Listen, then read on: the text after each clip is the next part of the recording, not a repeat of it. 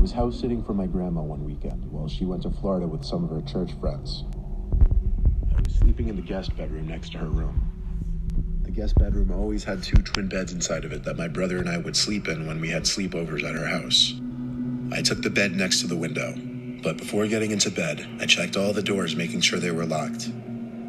When I did get into bed, it was early, and I didn't actually go to sleep for a while. There wasn't much to do at my grandma's house. I was just on my phone for an hour or two, watching videos, texting people, whatever. That's when I thought I could start hearing someone's voice outside. It sounded like a woman's voice, saying hello. I left the bedroom and inched my way closer to the front door, moving slow because I was trying to listen. Hello. It was a woman's voice, just going hello like every 10 seconds. As I got closer to the front door, I realized that's where it seemed to be coming from. My grandma's door doesn't have a peephole, but the windows in her dining room gave a clear view of the front porch, so I went over to that window to attempt to get a view of who was out there.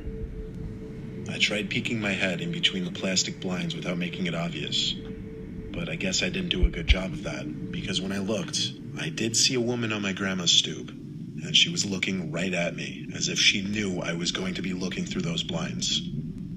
Once again, she said hello, with some freakish smile on her face. This woman was older, but don't picture her as some innocent-looking, small old lady. She looked like she was maybe late 50s, early 60s, and something about her face just skeeved me out. I moved away from the window and thought maybe it was one of my grandma's friends. It was midnight, though. Why would anyone come to the door this late? And why wouldn't she knock or ring the bell? Why was she just standing out there going hello over and over?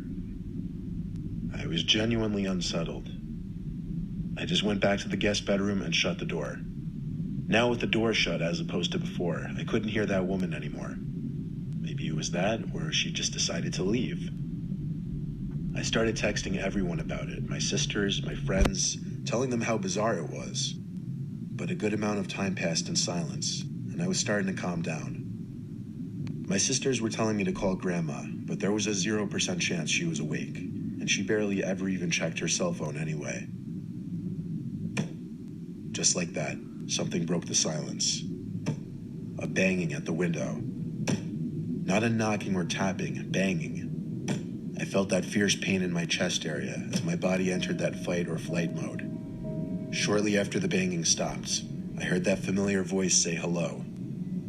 With that boost of adrenaline, I guess I had the extra confidence to grab the blinds and push it up. There I was, face to face with this horrifying older lady, with only a thin layer of glass between us. I screamed at her smiling, gross face, "I'm calling the cops." I pulled the blind back down and ran back outside to the living room.